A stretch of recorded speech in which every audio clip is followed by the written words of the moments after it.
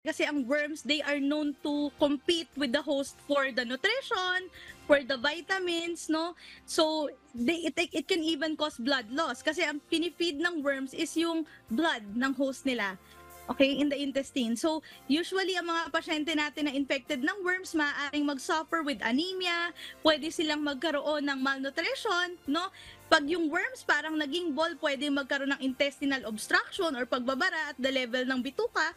Pwede rin pong magkaroon ng gastrointestinal bleeding. Yung So pala yun, those are Miss the things Jackie. na mga maaaring mangyari kung tayo ay may worm infection. Okay. Miss Jackie, Yes. ito naman ay, Miss Jackie, sorry. May follow-up ka po? Ito, itatanong ko sana, Miss Jackie, may follow-up Sige po po, kayo? go ahead O, po. sige. Gusto ko Hindi, may reiterate. Di ba, Miss Jackie, ni Yes. Doktora, paano nga po ba nagkakaroon ng worms ang isang bata? At may posibilidad din po ba yung mga katulad namin, magkabulati pa, yung mga ganitong edad? At totoo bang nakukuha ito May sa... posibilidad pa rin po.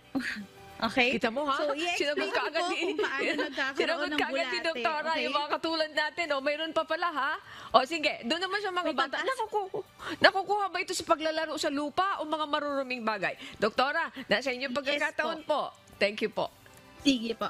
So, usually, nagsisimula po kasi yung worms. If example, meron pong isang tao na infected pala siya ng worm. So, dumumi siya in an open space. Okay? Dumumi siya sa certain soil.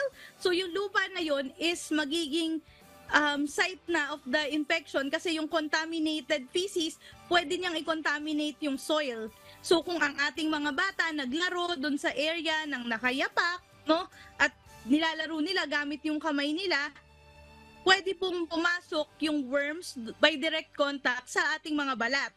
Pwede rin po, no, nakalimutan maghugas ng kamay, one point of entry can be fecal-oral route. So, yung sa bibig po, dahil nakalimutan maghugas ng kamay, yung infected na kuko, sinubo ang pagkain, pwede pong maging mode of transmission ng infection. Kasama rin po, no, yung hindi masyadong nahugasan ng mga prutas at gulay, pwede rin pong maging source ng infection yon. Ganon din po yung mga hindi masyadong nailuto ng mga karne gaya ng baboy, okay, isda, okay, and then beef, pwede po yun maging cause.